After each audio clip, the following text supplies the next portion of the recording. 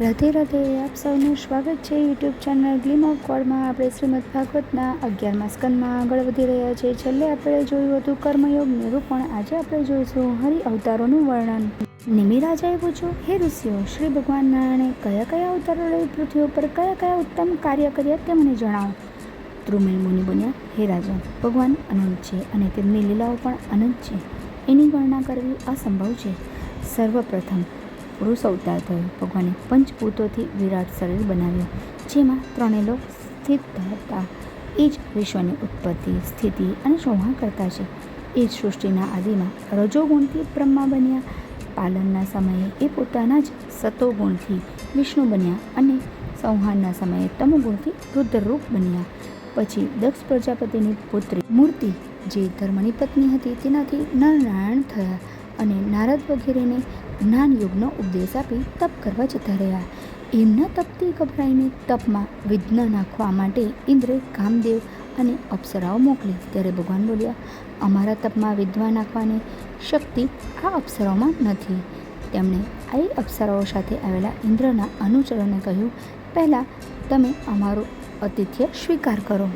એમણે યોગ બળથી અનેક અપ્સરાઓ ઉત્પન્ન કરી. સાક્ષાત લક્ષ્મીજી સમાન સૌંદર્ય સામગ્રીઓને જોઈ દેવતાઓ લજ્જા પામ્યા અને તેમની કાંતિ ફીકી પડી ગઈ. ત્યારે ભગવાન નારાયણ બોલ્યા, ઇન્દ્રના સેવકો, તમારી ઈચ્છા અનુસાર રમણીય ગ્રહણ કરી લો, જે તમારા સ્વર્ગની શોભા વધારશે. ત્યારે જેવી આજ્ઞા એમ કહી એ અનુચરોએ શ્રેષ્ઠ અપ્સરા ઉર્વશીને પસંદ કરી અને તેને લઈ તેઓ ઇન્દ્રલોક પહોંચ્યા. ત્યારે એની સુંદરતા જોઈ ઇન્દ્ર પણ વિસ્મિત બની ગયા. એમને પોતાના વ્યવહાર ઉપર ગ્લાનિ થઈ. ભગવાન વિષ્ણુએ પોતાના સ્વરૂપમાં એક રસ રહેવા છતાં જગતના કલ્યાણ માટે ઘણા શ્રેષ્ઠ અવતાર લીધા. હંસ અવતાર ધારણ કરી ભગવાને જ્ઞાનનો પ્રચાર કર્યો. દત્તાત્રેય, સનકાદિ, ઋષભદેવ વગેરે નારાયણના અંશાવતાર છે. પછી હયગ્રીવ અવતારે મધુકૈટભ દાનવનો વધ કરી વેદોનો ઉદ્ધાર કર્યો. મત્સ્ય અવતારમાં પૃથ્વી ઔષધિઓની રક્ષા કરી. કૂર્મા અવતારમાં સમુદ્ર મંથનમાં મંદરાચલને દટાઈ જવાથી બચાવ્યો. વરાહ અવતારમાં હિરણ્યાક્ષનો વધ કરી પૃથ્વીને રસાતળમાંથી બહાર લાવ્યા. નૃસિંહ અવતારમાં હિરણ્યકશ્યપનો વધ કરી ભક્ત પ્રહલાદ રક્ષા કરી. વામન અવતાર લઈ બલિનો ઉદ્ધાર કર્યો. રામા અવતાર લઈ રાવણનો વધ કર્યો. યદુવંશમાં કૃષ્ણ અવતાર લઈ અધર્મનો નાશ કર્યો. ત્યાર પછી બુદ્ધ અવતાર લઈ અહિંસાનો પ્રચાર કર્યો. કળિયુગમાં અંતમાં કલ્કી અવતાર લઈ શુદ્ધ રાજાઓનો નાશ કરશે. આ રીતે પુરુષોત્તમ કૃષ્ણ પોતાની લીલાઓ કરી રહ્યા છે.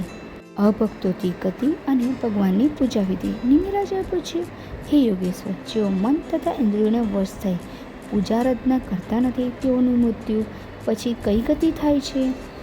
ચમસ મુનિ બોલ્યા, વિરાટ પુરુષ રૂપ બનાવી ભગવાને મુખ, બાહુ, જાંઘો તથા પગોથી ક્રમશઃ બ્રાહ્મણ, ક્ષત્રિય, વૈશ્ય તથા શૂદ્ર પેદા કર્યા.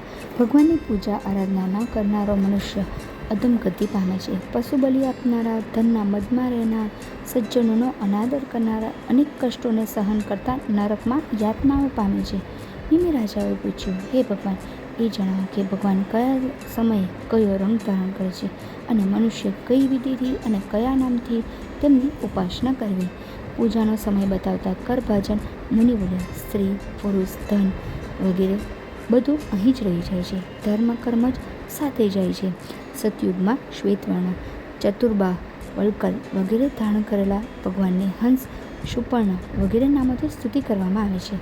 ત્રેતાયુગમાં રક્તવર્ણ, ચતુર્બાહુ, યજ્ઞભૂતિ રૂપની વિષ્ણુ, યોગ, સર્વેશ્વર વગેરે નામોથી સ્તુતિ કરે છે. દ્વાપરમાં શ્યામવર્ણ, પિતાંબરધારી, શંખ, ચક્ર વગેરે યુક્ત રૂપની વૈદિક તાંત્રિક પૂજા કરવામાં આવે છે.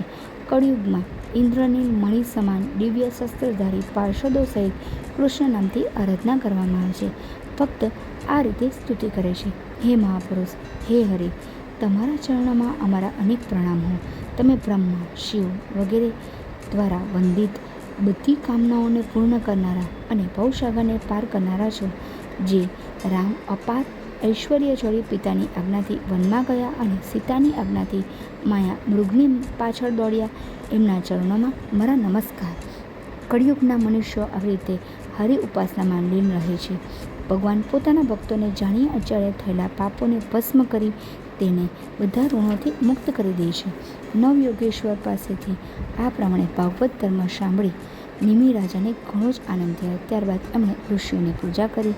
ત્યાર પછી ઋષિઓ ત્યાંથી અંતર્ધ્યાન બની ગયા. નિમિ રાજા મુનિઓએ કહેલા ધર્મનું આચરણ કરી પરમપદ પામ્યા. આ છે હરિ અવતારનું વર્ણન નામની કથા. જ્યારે પણ જીવનમાં વિઘ્ન કે મોહ આવે ત્યારે સંયમ અને તપ દ્વારા તેને પાર પાડી શકાય છે.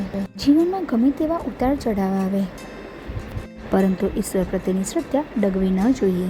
કામ, ક્રોધ, લોભ, મોહ વગેરે જેવી અશુદ્ધિઓ આવે તો તેનાથી મુક્તિ મેળવીને સત્ય અને પ્રામાણિકતાથી જીવન જીવવું એ જ સાચી આધ્યાત્મિકતા છે. આમ આધ્યાત્મિકતા, સદ્ગુણો અને સંયમપૂર્ણ જીવન જીવવાની પ્રેરણા આ કથા આપણને આપે છે. આ છે સંપૂર્ણ કથાનો સાર. જો આપને આ વિડીયો પસંદ આવ્યો હોય તો વિડીયોને લાઈક કરજો, શેર કરજો અને ચેનલને સબસ્ક્રાઈબ કરવાનું ભૂલતા નહીં. બોલીએ શ્રી કૃષ્ણ કનૈયા લાલ કી જય, લક્ષ્મીનારાયણ દેવ કી જય.